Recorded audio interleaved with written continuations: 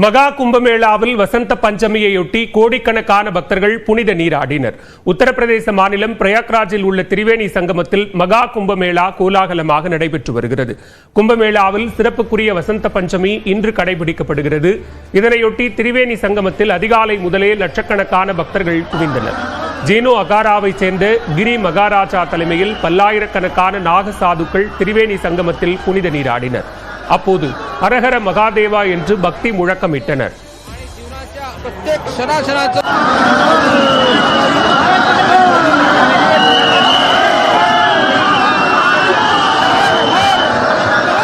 இதேபோன்று பல்வேறு அமைப்புகளைச் சேர்ந்த சாதுக்கள் பிரம்மாண்ட பேரணியாக வந்து திரிவேணி சங்கமத்தில் புனித நீராடினர். அவர்கள் மீது ஹெலிகாப்டரிலிருந்து மலர்கள் தூவப்பட்டன.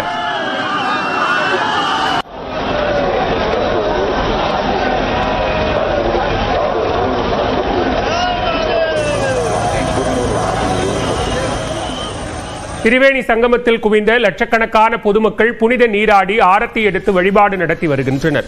வசந்த பஞ்சமியையொட்டி இன்று காலை 8 மணி நிலவரப்படி 62 லட்சத்திற்கும் மேற்பட்டோர் புனித நீராடியுள்ளதாக தெரிவிக்கப்பட்டுள்ளது.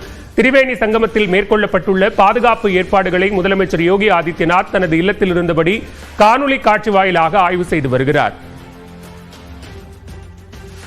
தடை செய்யப்பட்ட இயக்கத்துடன் தொடர்பில் இருந்ததாக திருவாரூர் மாவட்டம் மன்னார்குடியைச் சேர்ந்த ஒருவரை தேசிய புலனாய்வு முகமையினர் கைது செய்தனர்.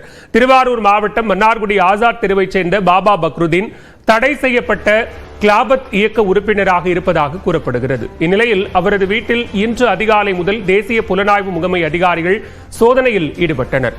பாபா பக்ருதீனின் செல்போனை கைப்பற்றி தீவிரமாக விசாரித்தனர். இந்த சோதனையின் முடிவில் அவரை தேசிய புலனாய்வு முகமையினர் கைது செய்தனர். மேலும் அவரது வீட்டிலிருந்து பென்டிரைவ் மற்றும் வங்கிக் கணக்கு புத்தகம் போன்றவற்றை அதிகாரிகள் எடுத்துச் சென்றனர்.